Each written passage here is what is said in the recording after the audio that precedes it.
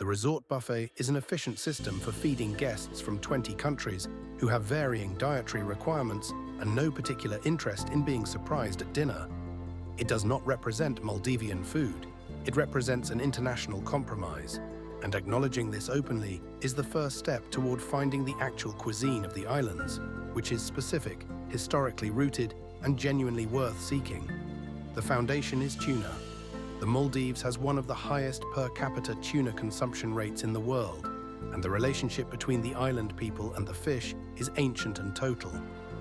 Skipjack tuna, calhubilamas in Dhivehi, is the primary species, caught using pole and line methods that date back centuries and that the Maldives has positioned as a sustainable fishing model. The fish is eaten fresh, smoked, dried, and pressed into a dense paste called hedhikaa, flaked into salads and simmered in coconut milk curries. Hedhikaa is the concentrated essence of Maldivian pantry.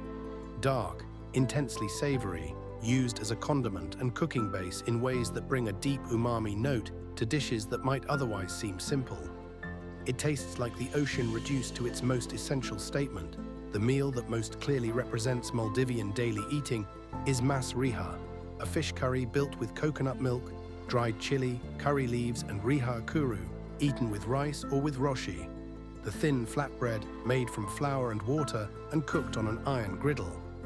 There is also garudhiya, a clear tuna broth served with lime and chili paste as condiments, considered the purest expression of Maldivian flavor.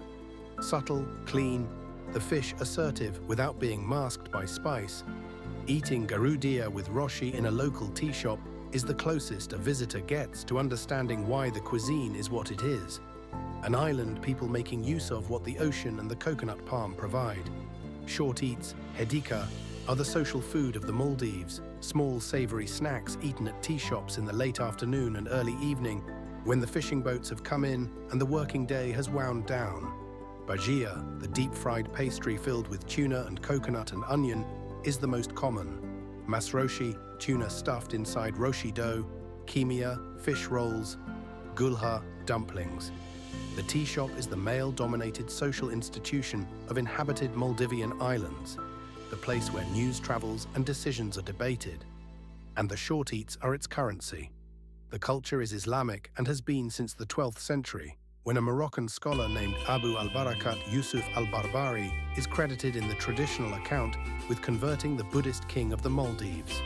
The transition from Buddhism to Islam left traces: the coral stone mosques that replaced Buddhist stupas on some islands, the place names that preserve pre-Islamic words, and the Maldives practices a moderate form of Sunni Islam shaped by centuries of trade route exposure.